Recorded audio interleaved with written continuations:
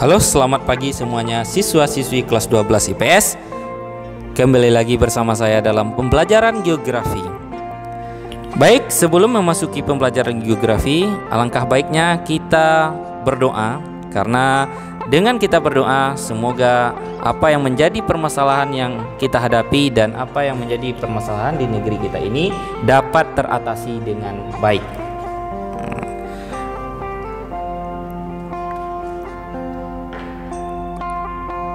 Baik, setelah kamu berdoa, kita masuk ke dalam pembelajaran. Pembelajaran kita untuk pagi hari ini yaitu mengenai negara maju dan negara berkembang. Di mana negara maju yang akan kita jelaskan pada pagi hari ini adalah negara Jerman, dan negara berkembangnya adalah negara Cina. Silahkan kamu perhatikan peta yang ada pada layar kamu masing-masing atau yang ada pada video ini. Terlihat negara Jerman ini merupakan negara yang terdapat di benua Eropa, di mana negara Jerman ini berbatasanlah dengan Polandia, berbatasan dengan Ceko, berbatasan dengan Prancis, dengan Belgia, serta berbatasan dengan Belanda. Dan di utaranya dia juga berbatasan dengan Denmark.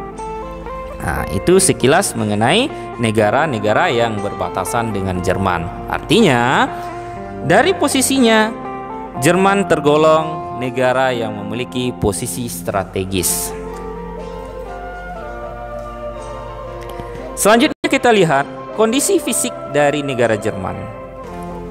Kondisi fisik dari negara Jerman ini, yang pertama, di bagian utara terdapat dataran rendah, di mana mengalirlah sungai-sungai M, sungai Weser, dan sungai Elbe ke sana, sehingga membuat daerah tersebut menjadi daerah pertanian. Dan bagian tengah berupa dataran tinggi. Dataran tinggi ini di tengah-tengahnya dialiri oleh sungai Rhine. Sungai Rhine ini merupakan sungai yang memegang peran penting dalam kehidupan bangsa di Jerman dari zaman dulu sampai zaman sekarang. Dan di bagian selatan terdapat pegunungan Alpen yang merupakan hulu sungai Rhine dan sungai Donau. Nah, baik, dari kondisi fisik negara Jerman ini sudah terlihat juga bahwa negara Jerman tersebut memiliki benteng alam terhadap negara-negara di sekitarnya.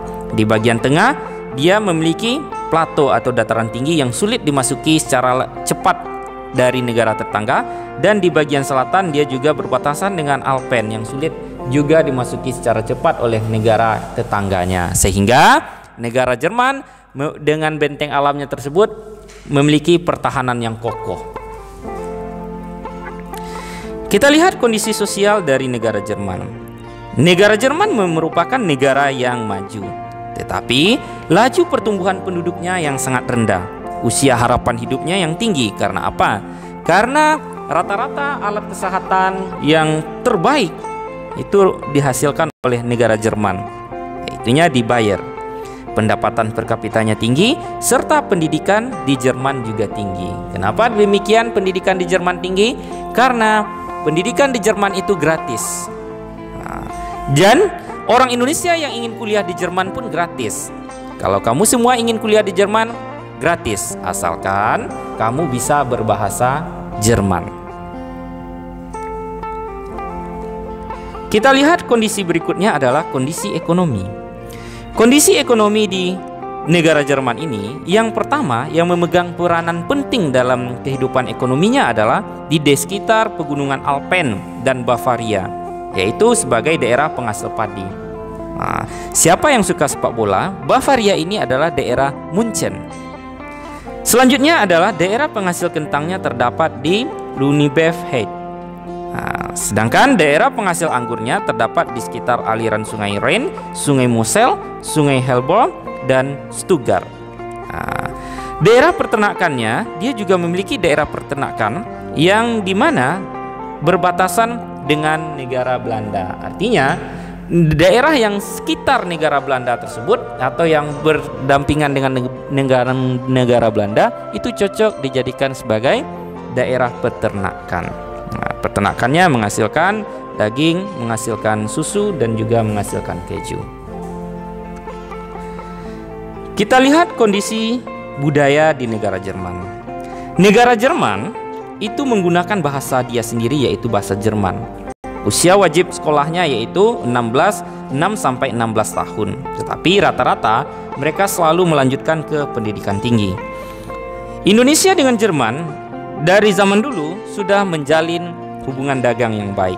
Ini terlihat dari banyaknya negara Indonesia mengimpor mesin-mesin atau otomotif dari negara Jerman, seperti mobil VW, mobil Mercedes, serta barang-barang elektronik. Karena memang kualitas dari barang Jerman ini sudah sangat bisa diandalkan atau sudah sangat bagus. Dan ekspor Indonesia ke Jerman yaitu hasil alam kita seperti karet dan tembakau. Dan yang paling utama, tembakau Indonesia ini ditampung di Jerman, di kota Bremen. Ayo sekarang kuis untuk kamu. Kuis untuk kamu bisa kamu cari di bukunya, bisa kamu lihat di sumber yang lain. 4 kota utama atau 4 kota besar di Jerman.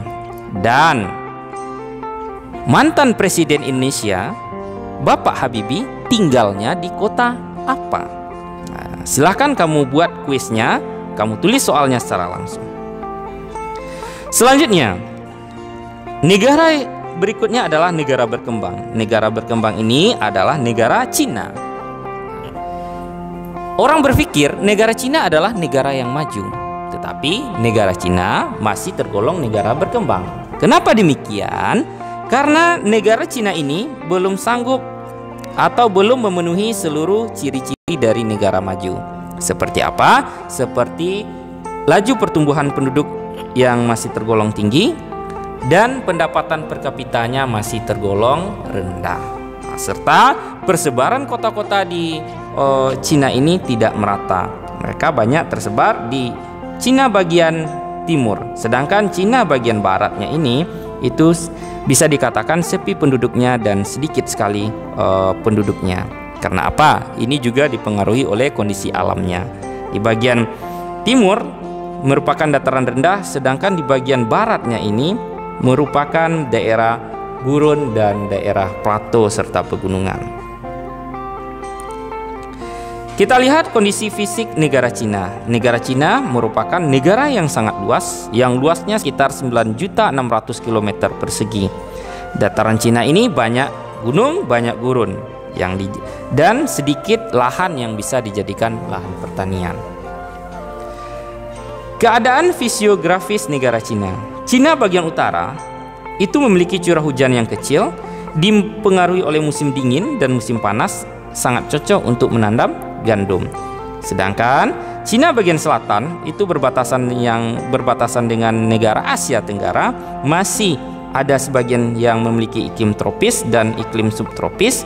Ini sangat cocok untuk menanam tanaman padi. Sekarang kamu perhatikan bukunya pada halaman 156. Oke, silakan kamu buka bukunya halaman 156. Pada halaman 156 tersebut terlihatlah peta negara Cina. Silahkan kamu lihat kota-kota utama yang ada di Cina tersebut. Selanjutnya, kondisi sosial di negara Cina. Negara Cina itu merupakan negara yang berpenduduk terbanyak nomor 1 di dunia, memiliki jumlah penduduk lebih dari 1,3 miliar. Laju pertumbuhan penduduknya sekitar 0,5%, itu sudah bisa dia turunkan angkanya. Pendapatan per kapitanya sekitar 7.730 dolar Amerika Serikat. Dengan kecepatan 0,5% per tahun, artinya pertumbuhannya juga sangat tinggi. Berikutnya adalah kondisi ekonomi. Negara Cina dari segi geografis sangat strategis untuk perdagangan internasional. Itu disebabkan karena apa? Karena berdasarkan peta tadi, negara Cina ini berbatasan dengan negara-negara di Asia Tenggara, memiliki pelabuhan-pelabuhan yang bagus, dan juga berbatasan dengan negara seperti negara India dan negara Pakistan. Sangat strategis. Dan kondisi kebudayaan di Cina ini, penduduk Cina memiliki kepercayaan yaitunya Kongfuce, Tao dan Buddha. Untuk agama yang banyak dianut oleh bangsa Cina atau penduduk Cina adalah agama Buddha, Islam dan Kristen. Peninggalan yang sangat terkenal di Cina ini adalah tembok besar Cina. Nah, yang gambarnya seperti terlihat pada video ini. Oke, di mana tembok besar Cina ini memiliki panjang yang sangat bisa dikatakan sangat panjang, karena lebih kurang panjangnya adalah sekitar 2414 km. Sekian materi kita. Terima kasih.